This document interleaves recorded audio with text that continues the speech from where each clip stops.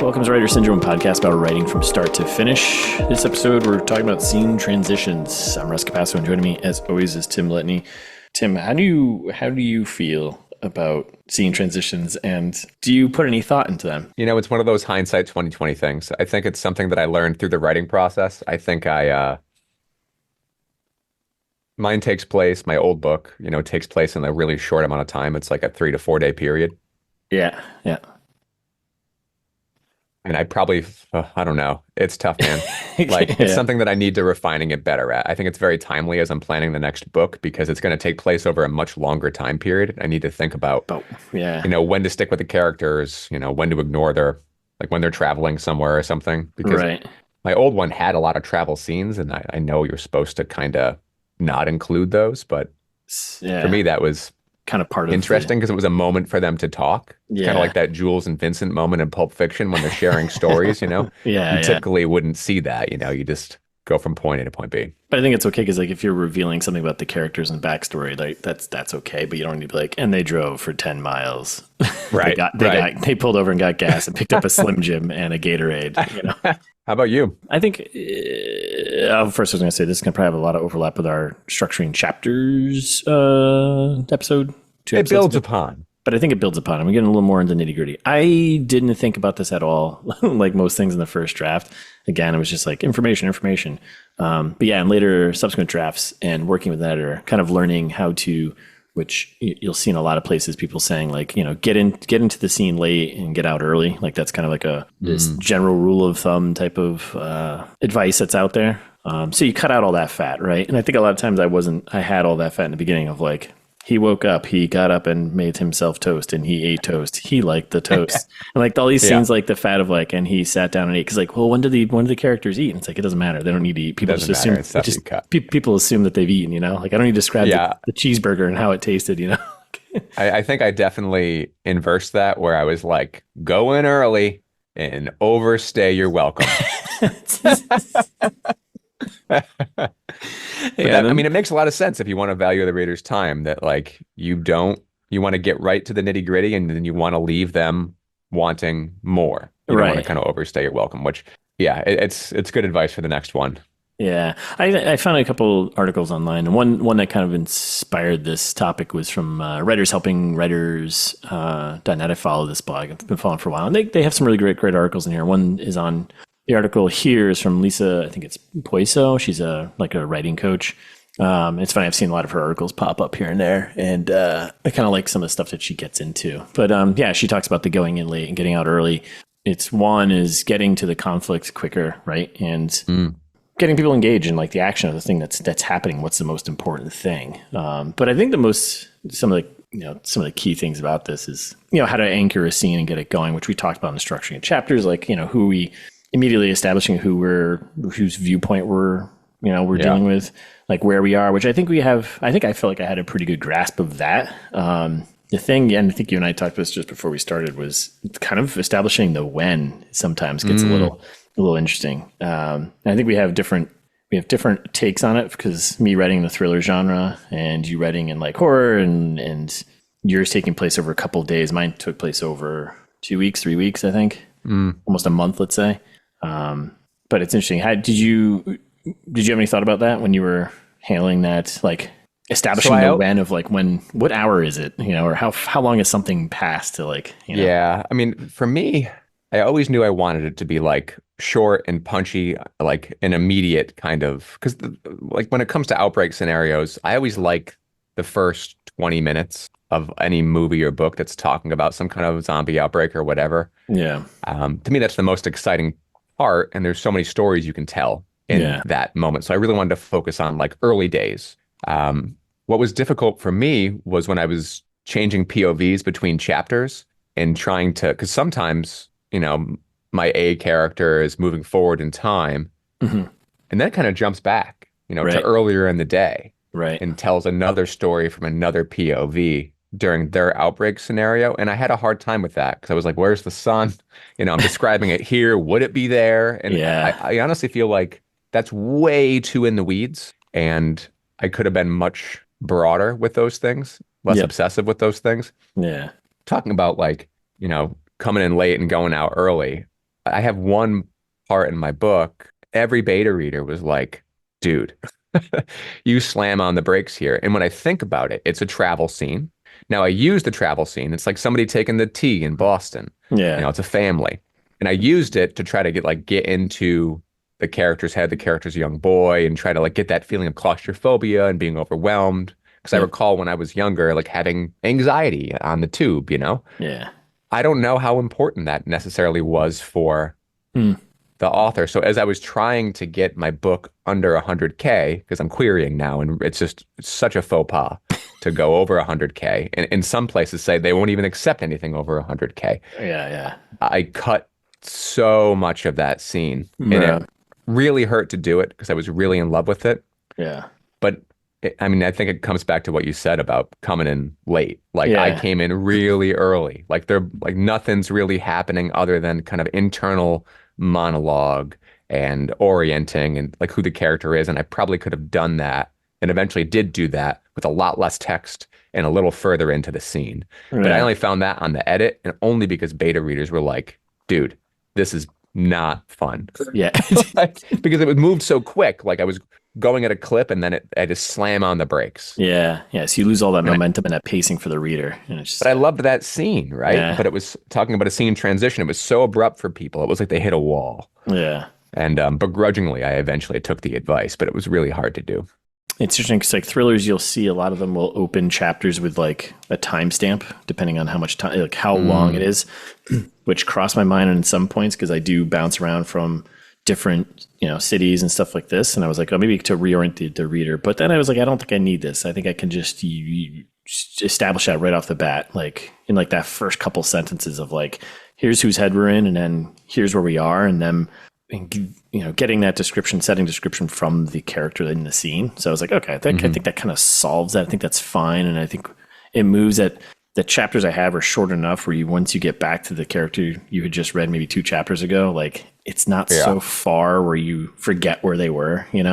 So that was like less of a concern. I think I only do a timestamp once in the very beginning, but that's because my opening is like kind of a prologue-y thing that takes place later in the story, and then I kind of bounce back to see how you got there. Yeah. Wrote a couple scenes yesterday for the new book, and I was like, oh, I have these things are occurring in parallel, which is kind of strange to think about. So it's like I have one chapter where something happens, but then I have another chapter after that is running in parallel to it time wise.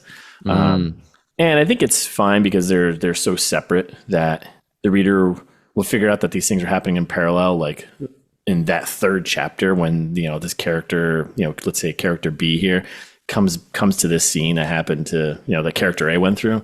Yep. And it's like, oh, okay, so these things were running in parallel. Now they're seeing the aftermath of what happened with character A, which it's kind of interesting. And I realizing that I don't have to actually have a timestamp for that. The readers I trust will figure out what's going on. Yeah. So I did the same thing with the old book, and I wanted it to be kind of a reveal because I always like that feeling when like character stories kind of come together. Yeah. It happens a lot in sci-fi books and Yeah, I love it. fantasy books.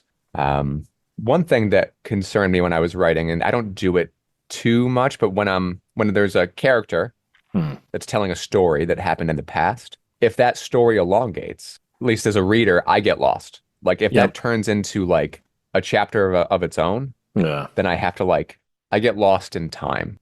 So we should probably start with like the idea of scene transitions, and like I said, might be a lot of overlap with our structuring chapters episode, but I think we're gonna get into a little more of the nitty gritty here. And what's the point behind a scene transition? Like, what are the things you should be looking to accomplish with them, right? So that there can be a lot more to it than just establishing what point POV we're in, where we are, and time has passed. So I think there's other things like breaking tension. So it's probably like right. So maybe it's a carryover from a previous scene. If you've built up this tension with a cliffhanger, and maybe you kind of want to pop that balloon of tension for the reader just to like, oh, okay, bring them down a bit.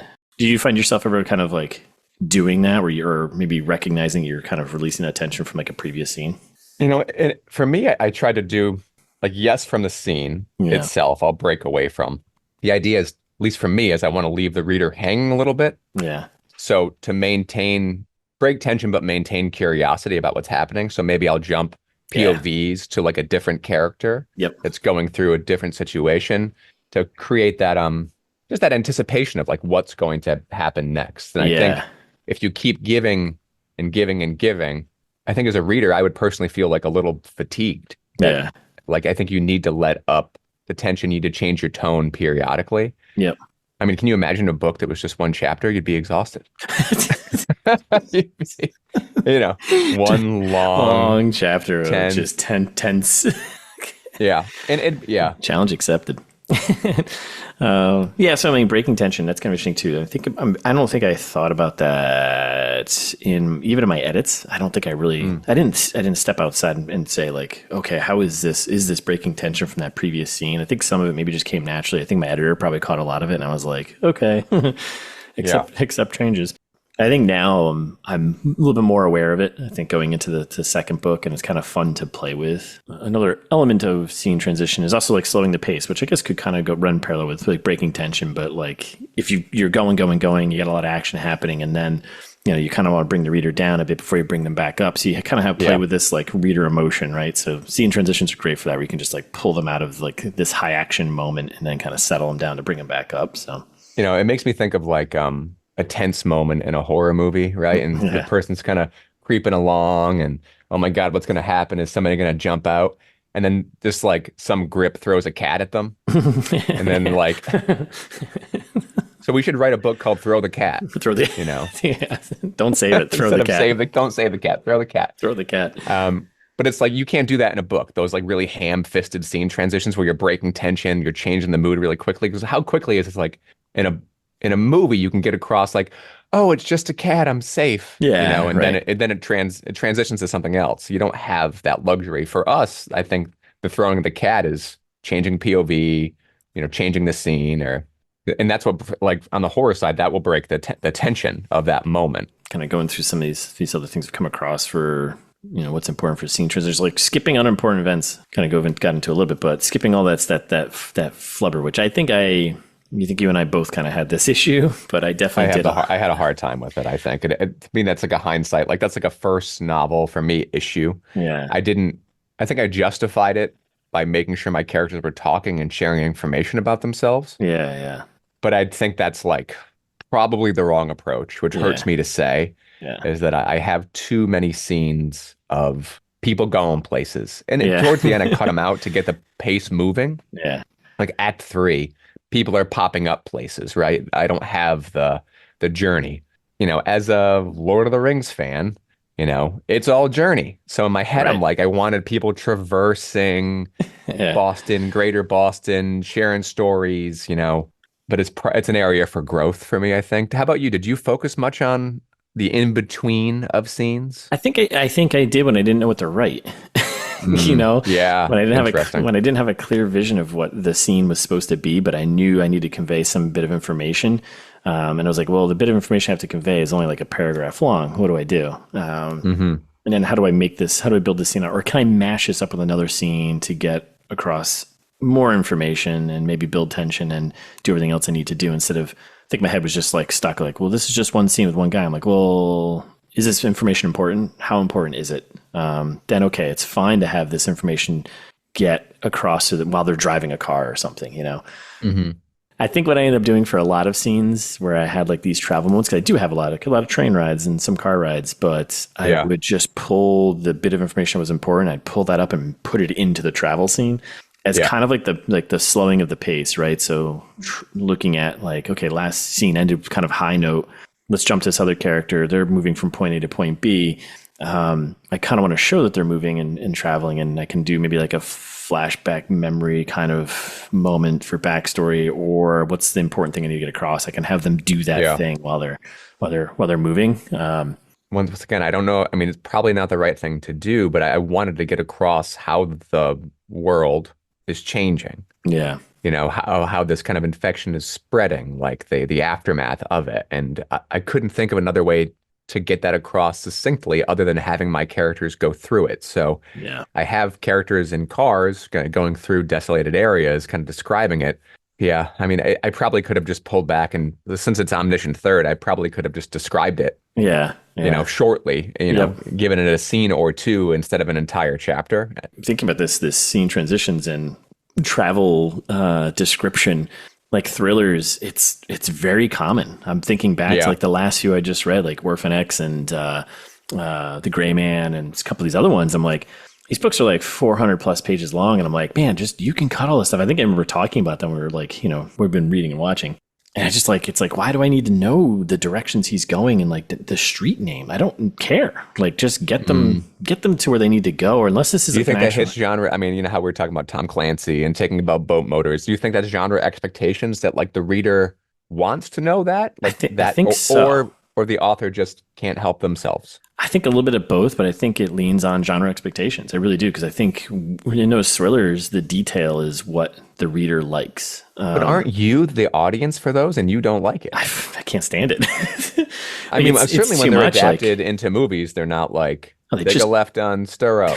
yeah, like they jump cut this stuff, right? And it's like, Yeah. you can make this 450 page book that slows down in the second act, like cut all this stuff and tighten it up and make it a 350 page book. Like, if it's a thriller, I want it to move. I like the description of like some things, but I don't want it to be so much. But I noticed in like the travel and stuff like this, so I feel pretty good about mine. 'Cause I'm like, Is it because they're all real places and they want to get across that they're like in Seattle that or they've done their wherever research? else, Yeah. that they've done their research? Yeah. 100%. And maybe they're trying to provide a sense of place for the reader. Yes. Yeah.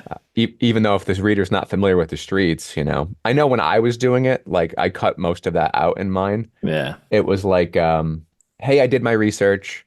Hey, I know these streets, Yeah. but based on beta feedback, everybody was like, you don't need to name, this overpass. You don't need to name this side street. It's not important to the reader. From genre, I don't know. It's something you have to think about. Yeah. I'm more in the, let's just cut this out. Like, I think later on in the book, I have characters racing from point A to point B in DC. And, I give like glancing keywords, like maybe roads they're taking and like where they're traveling and like how they're getting there. But it's more of an action scene. It's like, yeah, they're cruising down Pennsylvania Avenue or whatever. Yeah, it's a chase scene. Yeah, right? Or getting to somewhere because there's a timer going type of Some situation. urgency, right? Yeah. So, that's a fun one to think about. But honestly, for the most part, I think it can be cut unless there's truly some important thing you're going to convey while they're traveling. So, yeah, I think it's a nice gut check, right? Like you don't always have yeah, I agree. I think you don't always want to cut it, but you should start with the idea that you don't necessarily need it and then justify why you have it. Yeah. Right. Yeah. Which what I did is, kind of a first time author is I was myself mentally transitioning these characters from scene to scene. And it wasn't until the edit that I was like, oh, nobody needs to know this. This is certainly. So I should have started with like, let's start in the new place instead of let's get to the new place. Right. Yeah, and I think that's something that just in time you kind of you get better at, and the more you're writing, you'll figure out like, well, I can just skip all this stuff. But at the first draft, just put it all out there, and you can cut it in later drafts or edits. And some of the other things that are important for scene transitions, creating or switching a mood or tone. I think that's kind of interesting because I definitely didn't think about this. Yeah. I don't know. Is it something that for you, I feel like you probably had some intentionality with that, right? I did. And because I wanted there to be 3 distinct tones through the book. Mm-hmm. So I wanted to start with, the outbreak scenario that I love, that kind of like tension and urgency and, overwhelmingness. And then I wanted it to getting into act 2 and transitioning there. I wanted it to be claustrophobic. Yeah. And like, I wanted to slow the pace significantly. Like if people were building up to a run in act 1, act 2 for me wanted to be like a slow walk. Yeah. And I'm not sure if that's too abrupt of a change. For me, I think it was, I wanted to get into the dread, in act 2. Yep. And so all those scenes in act 2, if they're overwhelmed in act 1, some of it's like chaos in a building, or it's chaos outside of a building. Act 2 was like the lack of chaos, but the anticipation of something happening. And then it's much more punchy alleviation of it. Like, yep. I've got like the subway tunnels. I've got like a abandoned school. I've got like a lot of empty places, that kind of trope in horror where like, it's not this overwhelmingness. It's like, it's the dread. It's like when you get little goose flesh on your arm. Like that's what I was trying to get across. And then into Act 3, I wanted it to change again into something that was similar to Act 1, but more actiony because the characters themselves have stepped into the world instead of running away from the world. Yeah. So it's still bombast. And in many ways, Act 3 is bigger, maybe too big. I did very intentionally try to change the tone in between acts. I came in that way. And you know, vis-a-vis like in between chapters as well, because you just kind of need to. I think one of my fears was that it would be far too abrupt. Yeah. And that's where I have these scene transitions and whether I need them or not. You know, I have, you know, character powwows where they're like, remember I had a really hard time getting from Act 1 to Act 2. I've got all my characters chatting around a fire. Yeah. You know, in retrospect, they probably could have just been all on their way. And I could have just explained that in like a little futz, like a little like omniscient third reason why everybody. Instead, I kind of have the characters go through the reasoning and like the sharing of stories. And I probably didn't need it. I think had I been more confident at the time, it's something I could have just edited very like down to like a paragraph. Yeah. And that transition would have been less like sinewy, you know, it's like too gluey. Yeah. You know, because I was stuck there for a long time. Didn't need to be. And again, I guess that's okay if you have intentionality behind what you're exploring for the character and why they're explaining this and their movement, right? Like if there's some backstory, some hint of who they are through this, I think that's fine. Unless you establish that somewhere else, then it's kind of repeated. You know, it's kind of. Well, I think some of it, it's just, it's the inexperience. You know, it's like me planning as I write and then editing it to make it clearer, which is why I think coming in with like my scenes. You know, for this next book, I very much want to have like note cards of each scene and why I'm going from one to the next instead of just being in it. Like when I'm in writer mode and I'm creating, like for me, that was writer's block. I was stuck, dude. Like I couldn't get out. And there was that fear of like, and I think that's why sometimes I opt on writing too many words. I'm almost justifying why characters are doing things. And you don't need to, you know, there's an implicit trust. I think that, you can trust the reader to put things together. So yeah, I'm trying to think of like my examples, like switching mood or tone. I feel like I kind of keep a steady pace of like steady tone throughout. So I don't have like a really key moment. Well, you ratchet yours up, right? Yeah. You know, the stakes continue to escalate in yours. Yeah. Where there really are none at the start, right? And until until Elliot steps into the world. Yeah, pretty much. And then it's just like a slow build all the way up until you get to the, it's actually a pretty quick build, but in terms of like pacing wise, but yeah, it's just kind of like this steady kind of incline. And I guess things get like going into the third act, things get tense and that's right. I guess maybe the mood probably really changes, but. Yeah. And I do think it's important, like we talked about it before, but changing the mood, letting up tension or giving a break in action. Yeah. It's really, really important. I think a reader can get fatigued and overwhelmed and things can begin to feel very samey. If you're not doing these transitions, 2 different moods, 2 different POVs, I think it's like a buffet, you know, like of mediocre food. You know, you really want to kind of have different meals, like different courses. Yep. If I'm going to keep pulling on this metaphor, different courses in your book, as opposed to an all-you-can-eat buffet of like, this is just like this cornucopia of action or something. Like if mine was just horror and gore through the whole thing, it's not fun to read. It's just one note. It's one flavor. I'm thinking about that now for this next book too, of that pacing and I'm making sure it's not too the same. Like in my head right now, it's like, I can only see this being the same thing repeated 3 or 4 times and then, okay, the end.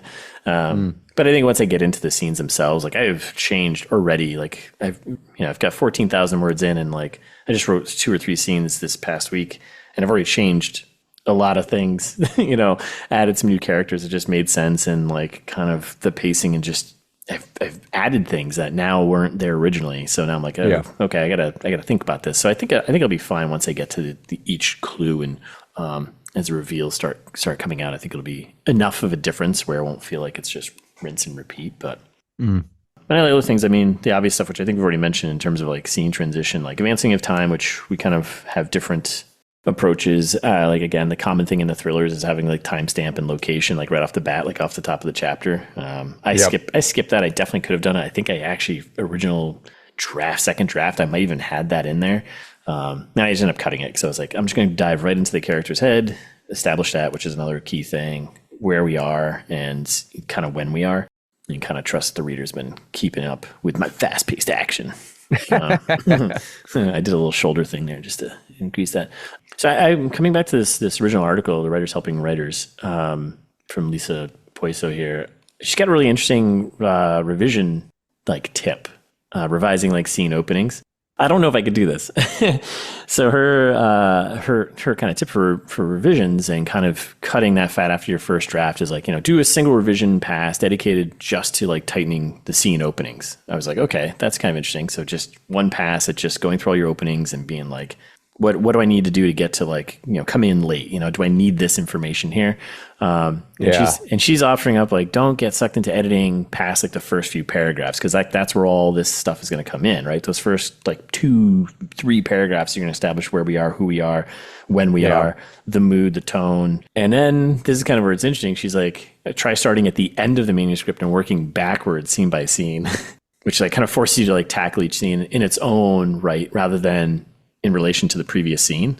Yeah. Which is kind of interesting. And I don't know if I could do that, but I give it a shot. And then just making sure that you're going through and covering kind of those 3 W's, the who, where, and when. So you establish that right off the bat and then kind of get into the action of the thing that's key. So I don't know. Is there anything else scene transitions wise? Any other thoughts? Yeah, I mean, we should just mention thoughts? That, scene transitions can happen within a chapter, Yes. It doesn't need to be chapter to chapter. Sometimes it can be after a paragraph break or number or, whatever, a pound sign.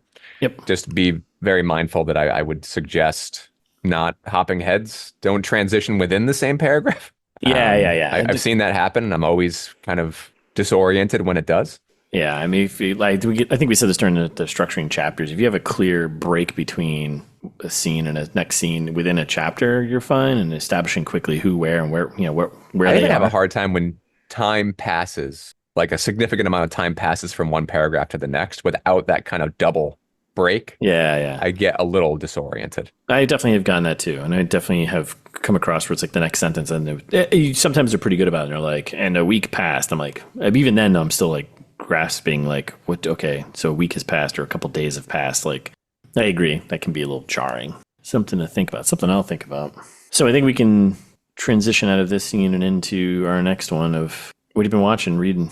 Let's see. What am I reading?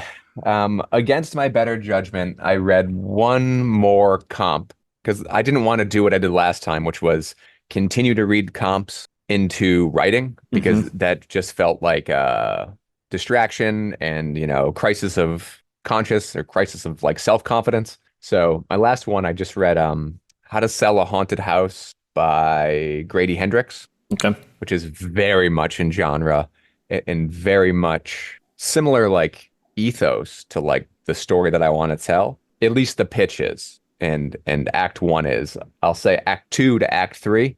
There's a lot of puppets in this book. I've got no puppets in my book. Yeah. The interesting thing is that genre expectations here, it's in line, but for title expectations, I think Grady Hendrix is a very talented author. Currently one of the high watermarks of successful genre horror authors. A lot of his stuff is being adapted. Yeah. And he is really good at writing a catchy title. My Best Friend's Exorcism, Final Girl Support Group, How to Sell a Haunted House, Horror Store. He's great. I'll say that this title, at least, didn't hit my expectations for what the book was going to be. Okay.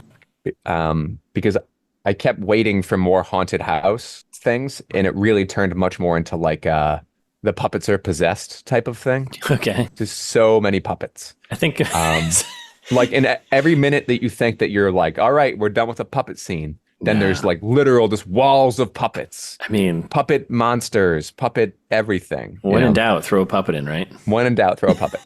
And it's funny because they're not scary to me. I was talking to my daughter about it. She's like, that's horrifying, because she is scared of puppets. Yeah, I mean, I am too. I am not scared of puppets. So. I'm terrified of puppets. They're weird. So in act 1, I was like, oh man, is this going to be way too similar to what I want to write?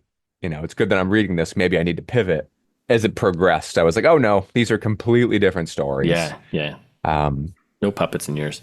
No puppets in mine. And I was hoping, because I'm having a hard time planning a satisfying finale for my new book. Yep. And I keep hoping I'm going to come across some kind of inspiration through my research of what to do. And I don't know, man. Like it either ends with people shouting at people or some ridiculous action scene. And neither are the approach I want to take. So Oh, I think right. I'm done with research. I'm done with, reading comps. I'm done with, watching horror ghost story comps. Yeah. I just need to sit down and like crank it out because I've got all my beats down and I've got an ending. Yeah. It just does not feel satisfying yet. And the last thing I want to do is start writing and then get there and be like, now what do I do? Or this Yeah. isn't, I just want to make sure I step into this next process as prepared as I can Yeah. to minimize how long the edit, because Might this take, last will edit take. was so intensive. Yeah. And I Yeah. know things are going to change and I know new characters are going to pop up like it's happening to you, Yep. but I want to have every scene planned to some extent as Yep. opposed to just writing towards these goalposts that I did last time. Yeah. I want some rational reason for my characters to be going from place to place Yep. and a satisfying conclusion.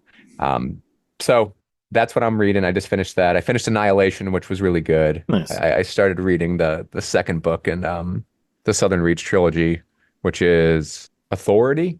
Mm-hmm. So it's the sequel to Annihilation. Yep. Completely different. Yeah. Um, That's what I've heard. yeah, there's character names in this one, although a lot of pseudonyms. But Yeah. um, and that's it for reading, I guess. Yeah. And then watching. What am I watching? A lot of horror. You started the Fallout show, right? But you haven't finished Yep, that started yet. So. Fallout, didn't finish it. Yeah. Oh, you know what I'm watching that I'm enjoying quite a bit is Free Body Problem, which I Oh, haven't yeah. read, Okay. Yeah, I read the first book. Yeah. but it's enjoyable. It's like pretty good sci-fi. It almost feels like something Apple TV would do. This one's on Netflix. Yeah. Yeah. So you read the book? How was the book? It was good. It was very good. I very much enjoyed it. I read it a long time ago, though, so I'm like vaguely remembering everything that happened in it. But yeah, I really enjoyed it. I don't think I was interested in going into like the sequels. I think there's two more, maybe. As part Yeah, of there's it. two more. Yeah, there's always a trilogy, right? Yeah, I don't think I had any interest in reading the other ones. Other people have told me that I should, but I was like, I'm good.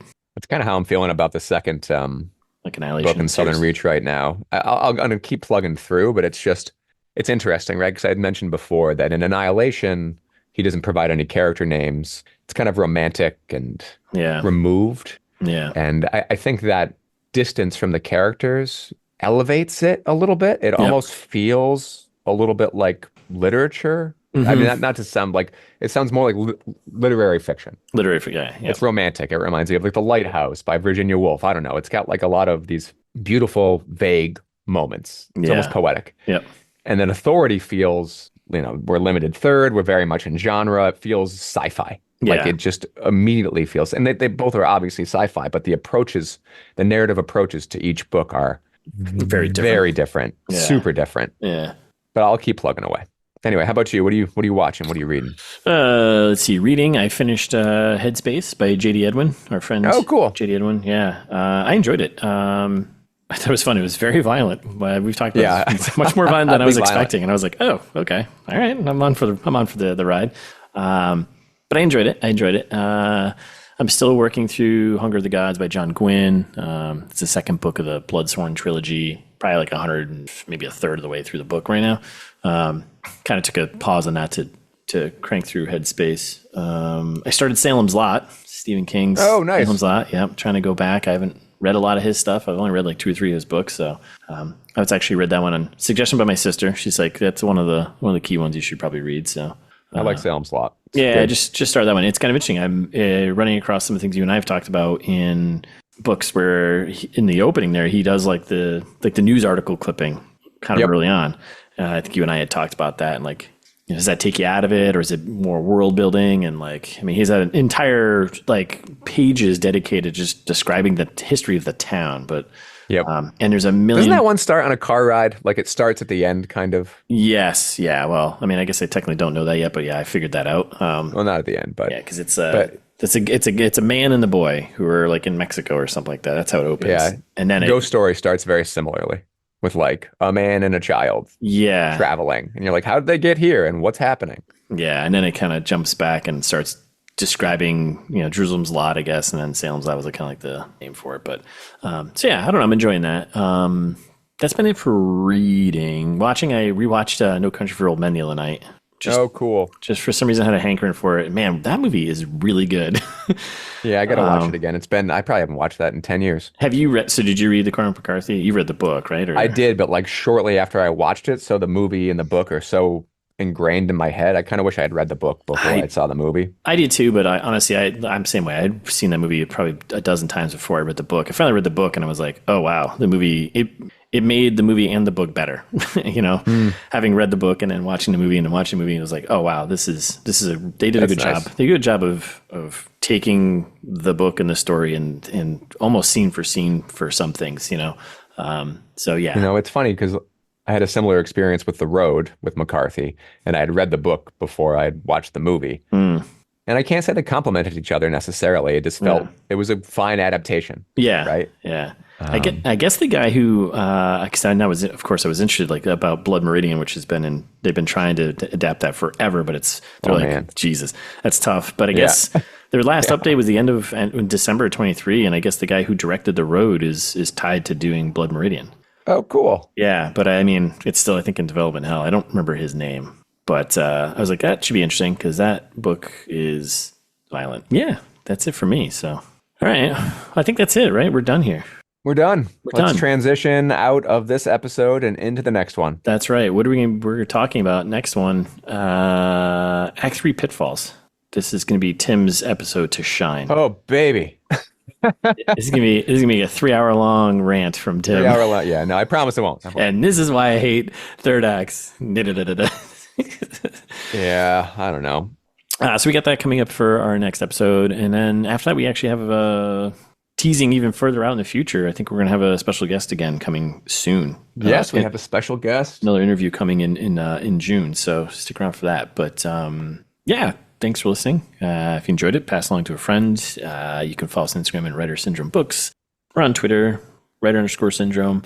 But if you want to get all of our old episodes or contact us the old-fashioned way through email, you can go to our website, writersyndrome.com.